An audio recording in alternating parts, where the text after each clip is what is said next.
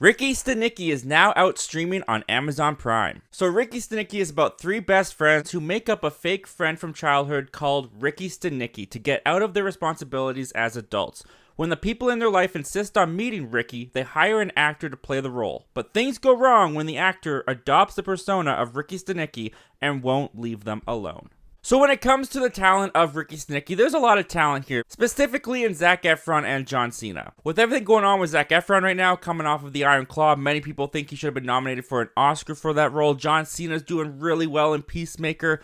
Honestly, Ricky Stanicky feels like a huge step back in both of their careers. Because this is a very forgettable movie, and it's not a very funny comedy at all. And both these guys, Zac Efron and John Cena, they've got great comedic chops. And I've been waiting so long for Zac Efron to get out of these, almost straight to DVD rental type comedies into the mainstream, bigger, like things that he was doing in Iron Claw. So to see him go back to something like this is honestly kind of disappointing, because he honestly doesn't have anything funny to do in this movie. All of the comedy is supposed to come from John Cena with his crazy shenanigans, and with John Cena in this movie, he does deliver a pretty decent comedic performance. I mean, he is doing everything he can to make this material as funny as can be with his dialogue delivery and just comedic talents, but the problem isn't John Cena, the problem is the material he's given to work with.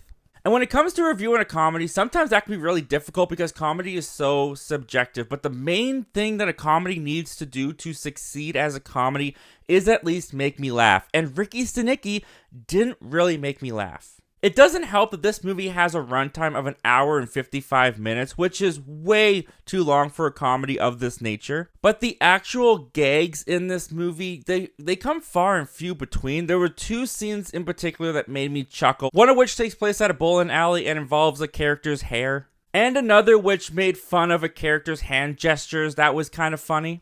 But then you've also got some comedy gags that feel weirdly staged and don't really feel like they fit in the movie that you're watching. Like, there's a scene in here where a duck attempts to drown a dog. It's played for comedy, but I didn't laugh. But the majority of this movie feels like it's taken itself way too seriously. It feels so straight. Even the best friends, they don't really even feel like they're this great comedic trio. Honestly, watching them on screen brought me back to watching Michael B. Jordan, Miles Teller, and Zac Efron in That Awkward Moment, which is another movie I feel is forgettable and just a waste of their talents. And that's how a lot of Ricky Stanicky felt to me. It is clear why this is on Amazon Prime. I feel like this movie was shelved for a little bit, and now with Zac Efron being in the limelight with Iron Claw, John Cena's doing well in the DCU, I feel like they dusted this thing off and just threw it on Amazon Prime. And it's not even necessarily a boring movie. Like, I wouldn't say at any point that I was wanting to turn it off or that I just couldn't watch it anymore. The performances were quite good. They were entertaining. You've got great talent on here. Like I said, there was a few moments of chuckles in the movie, but for the most part, the comedy here insists of throwing in sexual references into every sentence and having every sentence of dialogue include at least one F-bomb. And if humor like that works for you, where characters just constantly say and have to add a sexual reference like into everything they say, well, maybe you'll find this funnier than I did. But Ricky Stanicky for me was a huge miss. I did not find it funny. I hardly found it that entertaining. It's a movie you've seen 1,000,000 times before and done funnier in the past. It's forgettable. I'm not going to remember it after today. I'm probably not even going to remember it until I look back and see that I did a review for it.